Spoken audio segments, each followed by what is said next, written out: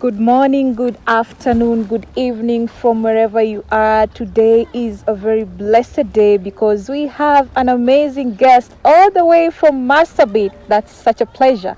And we will be talking about growing up in a marginalized community. How does it feel like? And in the community, there are so many cultural aspects, like there is early marriages, there is FGM, difficulties, drought. Even now it's raining somewhere, but it's very dry in their region. So today, welcome to Afrodess Media, your number one online inspirational TV program.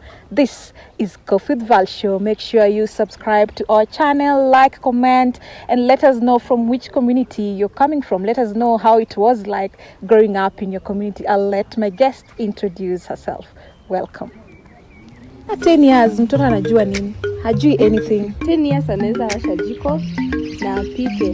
They are aware of what is happening. Okay. But they don't want to expose each other. Kuna hapo kutoshanishwa because a man bado kona ile we still need a lot of empowerment to be. This is Coffee version. Most people call me Gaelle or Neema. I come from Marsabit County. And I'm a strategic communication and media expert. That's what I'm trained in. And I'm also a YouTuber. You can get me on my channel via Preety Gaelle and also on Instagram. Yeah, so I hope to have a good time with you, Val. Thank you so much, Abigail, for coming all the way from Marsabit. Na kila mtu kutoka Marsabit, you should be tuned in. Abby is representing all of you, and just as she has mentioned, she is a communication strategist.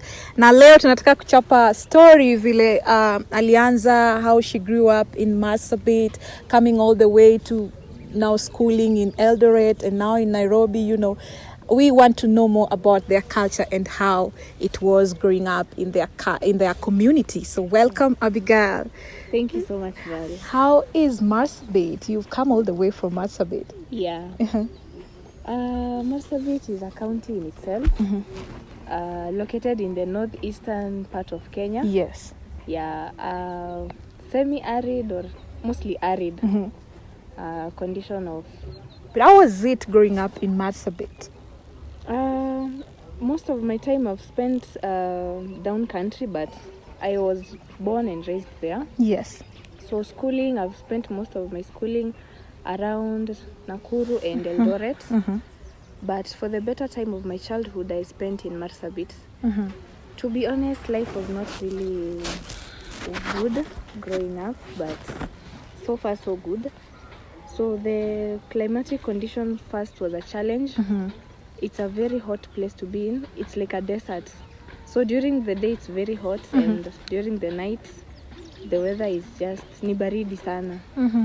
Yeah, so challenges of such kind I've experienced them growing up. Okay, the harsh weather conditions. The harsh climatic conditions. Recently, your area, Marsabit, has been reported to be facing various insecurity issues. Yeah. So is it a new problem or has it always been there? It's not a new problem. It has been there since time immemorial. These issues are being caused by tribal clashes, And during this time of politics, it has gotten to a point that it's no longer in control. That's why the government has sought out to put the 6 to 6 curfew. Right now in Marsabit County, there is a curfew because of the killings that were observed and witnessed in the last 3 or 4 months ago. So it's about tribes. Yeah, fighting. tribal conflicts and politics as well. Yes. Yeah, so the communities around there, including the Gabra, Burji, Rendile, and the Borana, all of the 3 want a share in the gubernatorial seat. That's why there's a lot of insecurity right now. Every part of the community wants a share in that place. What? Yeah. It's that bad? Yeah, it's really bad. Like people killing each other mercilessly at night or even during the day? It doesn't matter during the day or during the night. You can be moving from one place to another, and then you are ambushed by bandits from a certain community, and then they are looking for a certain community. Are you from this tribe? Are you from this tribe? You are not from that specific tribe. You are murdered. You mean such things are still happening in this country? Yes, And I thought that do. we've been informed. And now in your community, Mm-hmm. Education really is something that people don't take so seriously. People didn't used to take seriously. Yeah. How is it now? At least for now, I can say there is a lot of change because of people like me, for instance. I have reached the highest level of education, so I can inspire one or two people to be like me. Unlike people who mostly wako sana kwa mambo ya tradition. So ni kama peer pressure. A friend of mine has been married. I'm also waiting for someone out there. Yani ushabukiwa. Yeah, uko from form birth. 3 ama uko class 8. Wewe ukubukiwa. But that was it for you. You survived. I really survived. Ukubukiwa. I wasn't booked. Tuseme I have a really strong mother. Okay. She's my rock. So in terms of education, yeye hataki mchezo. Hataki jokes. And she's always na idea ya kuempower girl child sana. Hata akipatananga na these little girls wenye wanasoma na wako into mambo other things. Yes. She takes her time, hata kama ni 1 hour, to tell that girl that maisha iko aje huku nje, masomo first and all that. Yeah, and also my dad si mchache. Also, it was a strong background. A strong background of two people who wanted the best for their child. And how do you feel like when you're the only one around your area now going to school and the others are being married off at a very younger age? Let's say I'm privileged because not most people get that opportunity. And also it's a choice. Kuna yule tumefika naye mpaka high school lakini aliamua tu high school imemchosha ama masomo imekuwa ngumu, akaamua drop akaenda. So as much as the government try so much to provide the opportunities for us, the decision at the end of the day lies within an individual. Yeah, so if you get that opportunity, grab it. Grab it and go with it. Just as you're saying, so it's normally the child who refuses to go to school, or it's a norm that when you reach a certain age you get married off? It's not necessarily a norm, but kama venye nimesema ni peer pressure for most people. Unapata your age group, wengine even FGM. Yes. Si ati master ati ukuwa umefosiwa. Ni peer pressure bado. So a certain group that are circumcised or have gone through the process, wanakuona kama you're missing out on something. Okay. So that fear of missing out makes you or makes a person want to experience the same thing, and it's not something good. Yeah. I read somewhere that for your community now, FGM, if you're a lady and you're not circumcised, no man will marry you from that community. Yeah, there is that notion, especially from these people who are not privileged. Let me not say illiterate, who are not privileged. You see, there's so much, apart from Christianity and Muslim religions, we also have traditionalists in our community. So wale ni wale wameshikilia tamaduni zetu kabisa.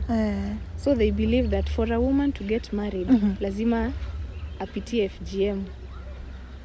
And we try as much as possible to educate those people. Mpaka huko mashinani, we tell them that FGM, it does not make a difference between a woman who has gone through it and a woman who has not. Hakuna difference yoyote. Kama anapika pia yule mwenzake anaweza pika. And now let's get deep into that FGM. First of all, have you ever seen it being practiced? Like, have you seen someone being circumcised, a lady? No, I have never seen it, but I have heard. From those who have been circumcised? Yeah. How do is it? How do they tell you it is? For their first impression, mostly the first thing they can tell you, it's very painful. And then when you get deeper into asking them why they decided to go through it, mostly wanakuambia hata fulani alifanya hivyo. So pia mimi nataka kufanya hivyo. Yeah, so peer pressure ndio kitu inaharibu wasichana wa kwetu sana. Meaning they have a right now, especially in today's society, to say no. Yeah, but they still continue with it. Lakini wale wa mashinani. Wale wa mashinani ni lazima kwao. There is nothing you can tell them to convince them otherwise. But I think there are other things that you can use to replace now FGM, because first of all, for FGM, it means that your clitoris inatolewa yote. Yeah. So how will you give birth? It becomes a problem. And why don't they think about this damage they're putting in the ladies? Because unajua, now when the clitoris is removed and now you're healing, inakuja ina form scar, inaziba now the passageway ya mtoto. So meaning if you are giving birth, lazima ufanyiwe surgery, and it's risky sometimes, it's not really nice. Have they thought about the damage they're causing to the ladies? Those traditionalists, they have midwives kuwashughulikia wanawake wenye who are going through childbirth. As I said, these people are not privileged, so medical wise they don't see beyond that cut. Nata hiyo cuts inafanywa na the same either knife or the same razor blade. You could easily pass an infection from one person to the other. That thing does not get through their heads. They don't think about it. Meaning they're not informed. They don't want to leave the culture. What can we do now to help stop it? Because they could be informed, but most of them wanashikilia hiyo culture sana. They're not thinking beyond what could happen to this lady wakati anaenda kujifungua or something, or the psychological trauma the lady will go through years to come. Trauma. Abigail, in your community there's also a rise in early marriages, and it used to happen even a long time ago, and unfortunately it's still happening. To what extent has it reduced, or what's happening? It has not really reduced, but the cases have gone down in some sort of way, because of these rescue centers as well. Yes. And also masomo huko ndani. Or the schools built inside. Na pia volunteers wale ambao wanaenda kule mashinani to educate the mothers and the parents in general about early marriages and all that. So at least in this century tuseme imepungua kidogo. Lakini bado kule mashinani there needs to be a lot of work to be done. Watu bado huko they are just living kama tuko 10 years ago. So why is there early marriage? Is it still for the same reason of dowry? Ng'ombe, mnapenda bado nyinyi ndio wale mnapenda ng'ombe sana. Tunapenda ngamia. Ngamia. Sasa nyinyi ndio ngamia, mnakunywa maziwa ya ngamia na nyama ya ngamia. So girls are married off at what age for ngamia? As long as you get into puberty. From 10 years you're married off. Wewe umekuwa mwanamke wa mtu. Sasa 10 years mtoto anajua nini? Hajui anything. Haujui 10 years sasa nikwambie ule mtoto wetu wa ushago 10 years anaweza washa jiko na apike chapati hata mfuko 2. So they are exposed to that kind of lifestyle yenye a certain age akifika kuna some things za household anajua kufanya. So these people they are underprivileged. So anaona mtoto mdogo hivyo ni mali. Na they are being married off to very old people. Around what age? 50, 60, 80. And you are 10 years old. Sasa hiyo unajua nini? I think hata you can be married off to being the third or fourth wife. Unajua we accept up to 4. Polygamy is not an issue in my community. So you can be the fourth wife and you are 10 years old. Kwa sasa ndio yule bibi mdogo his favorite. But are those marriages normally successful? Because mtu 10 years anajua nini? I tend to think it's more of control. Na wanataka tu mtu wa you know your domination, wanataka male domination. Na wewe uko tu hapo wewe ni mtoto, when they tell you this you do. And then at 10 years, unaweza za 10 years. Do you have the capacity? Do you even have the mental, stability to take care of another person? In fact, your body at 10 years cannot handle pregnancy. You have not even developed what a woman should at puberty.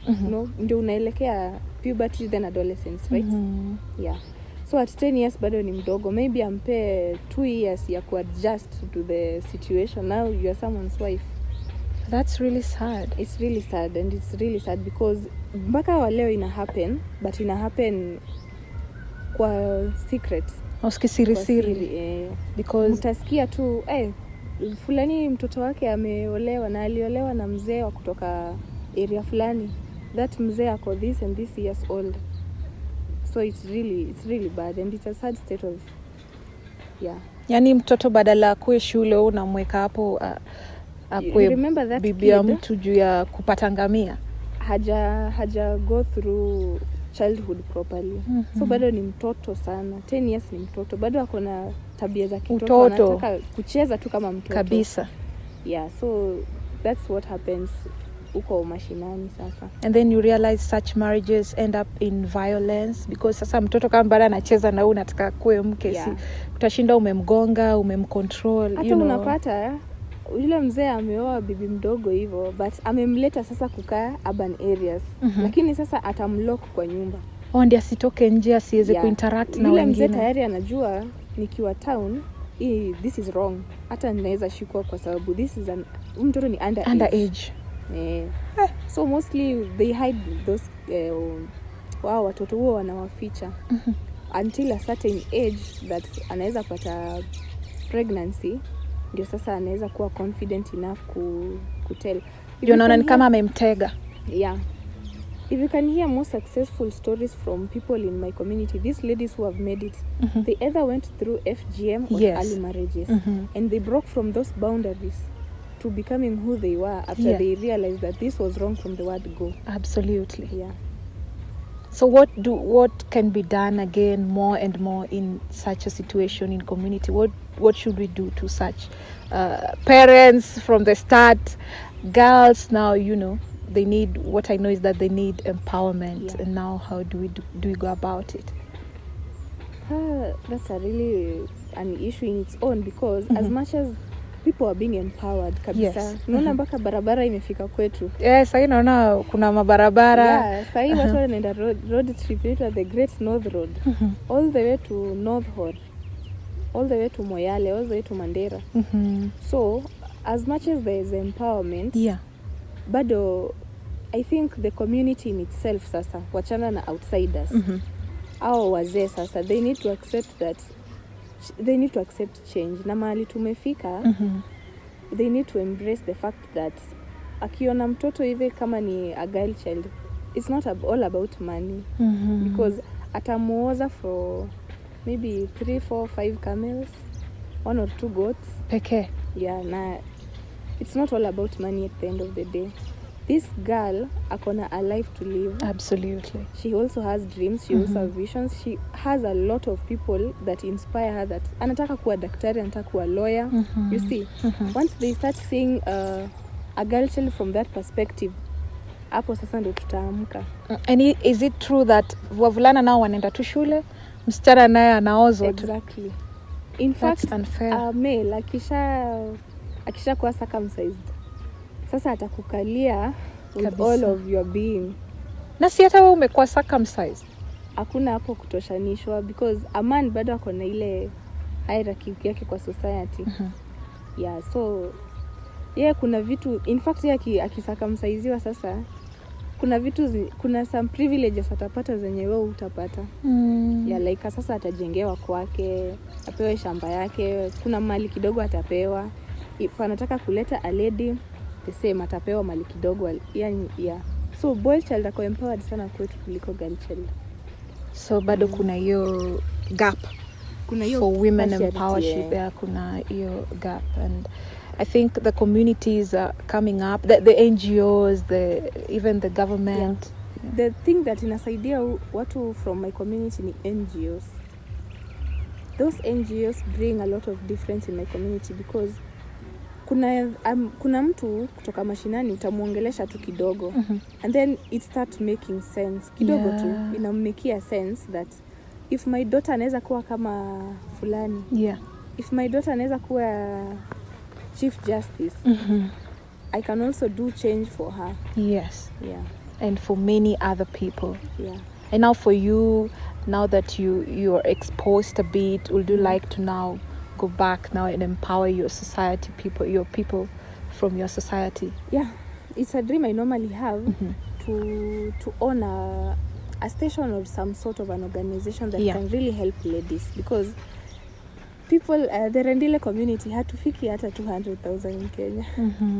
We are less than 100,000. So it's a community that within maybe some years to come, itaisha, itakuwa distinct kwa sababu intermarriages and all that. Mtu anaolewa Mkikuyu, akiolewa Mkikuyu atakuwa Mkikuyu, watoto watakuwa Wakikuyu. Such things. So ita disappear. Ita disappear tu hivyo. Yeah.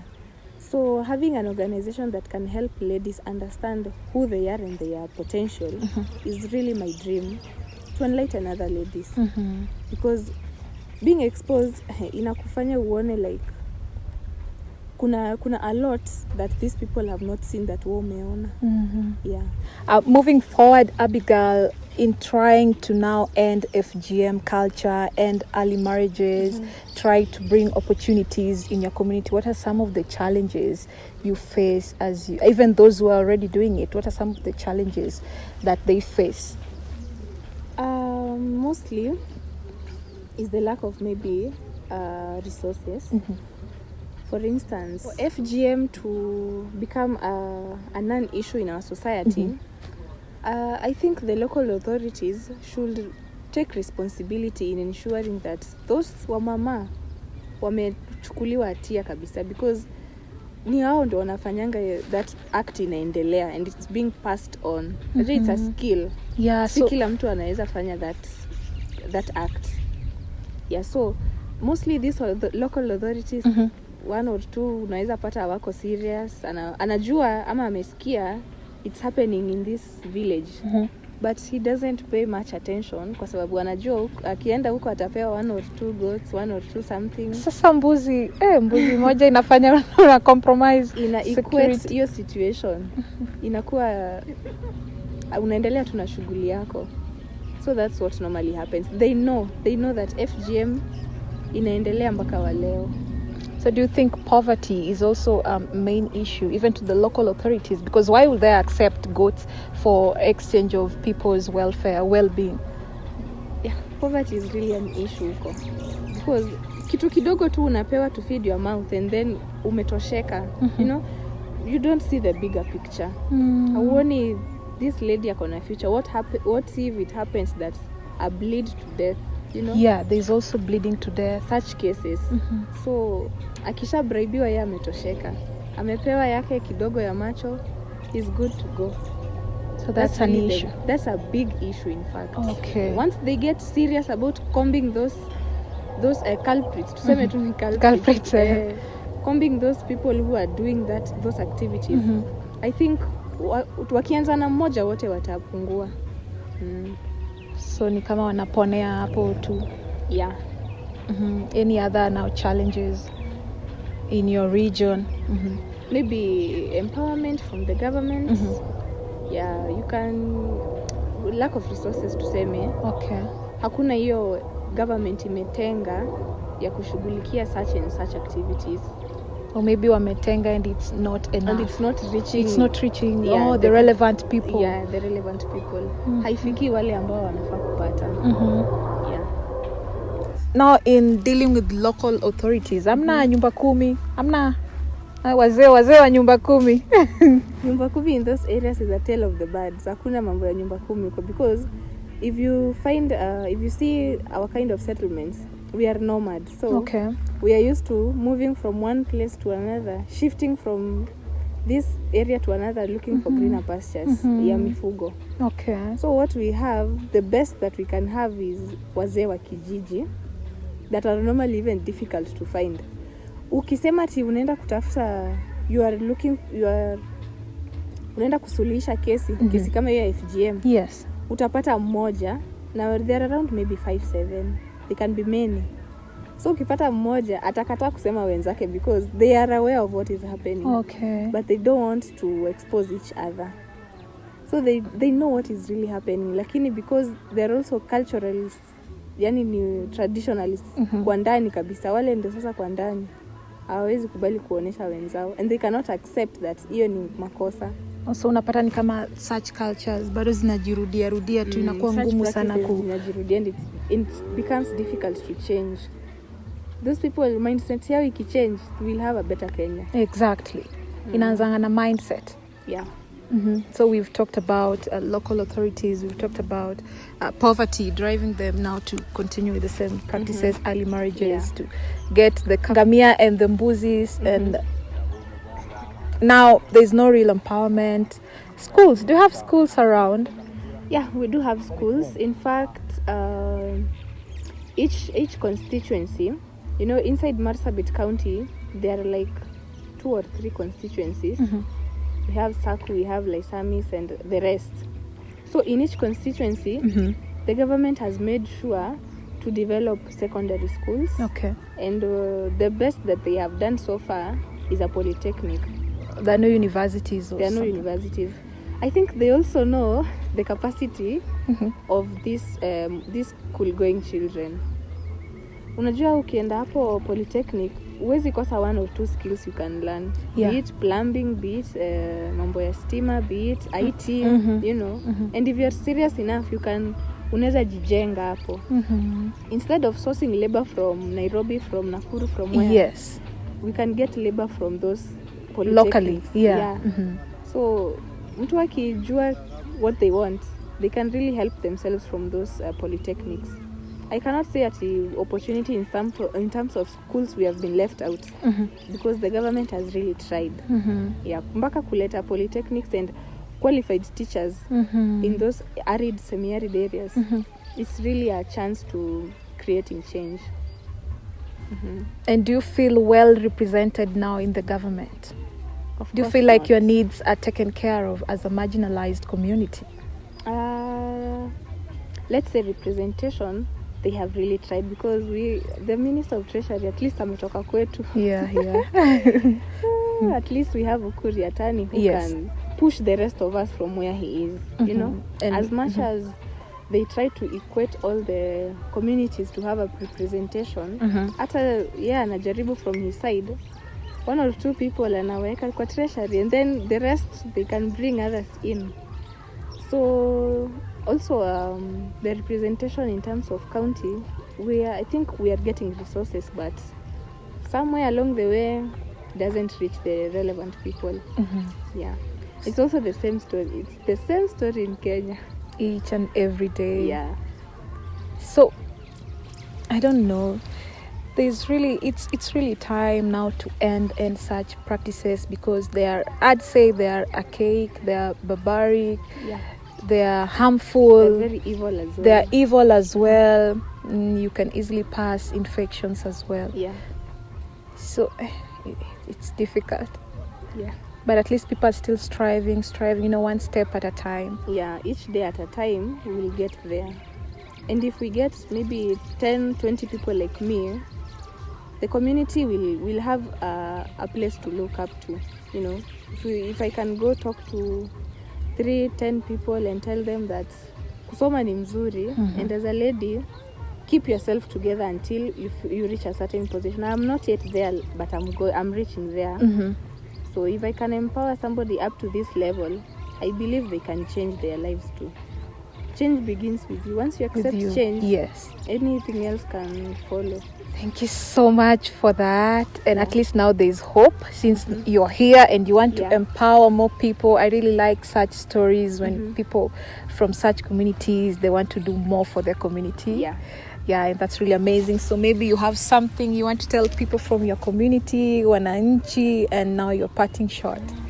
So I want to encourage people from my community, especially our religious leaders and the local authorities, to take part in ensuring that such evil cultural practices are done with. 1 step at a time we will get there. If we empower 2 or 3 people, the rest can follow suit. So I guess change is a process, and it does not happen in a single span of time. So as we progress, we have to accept change and realize that the world is changing, the world is moving, and once we accept to change, the world and Kenya will become a better place to live in. So and also networking is important for people in my community. If I can get maybe 2 or 3 friends, and then we form a community inside these urban areas like Nairobi or any other urban setting, we can find a way to reach other girls who are going through some challenges as they school or do their own things, and empower each other. So networking is also an important issue to look into. So thank you so much, Abigail. So maybe just give us your social media handles. Where can we find you? You can find me on YouTube. Part-time, I do a lot of YouTube videos. I use my handle, Preety Gaelle. Yeah, and also on Instagram and Facebook, I use the same. I also do a lot of businesses here and there, so I'm a businesswoman.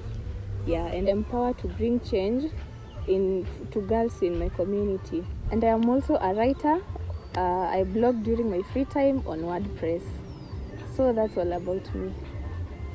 Thank you so much, Abigail, for coming today all the way from Marsabit. Si rahisi, by the way, amejitolea.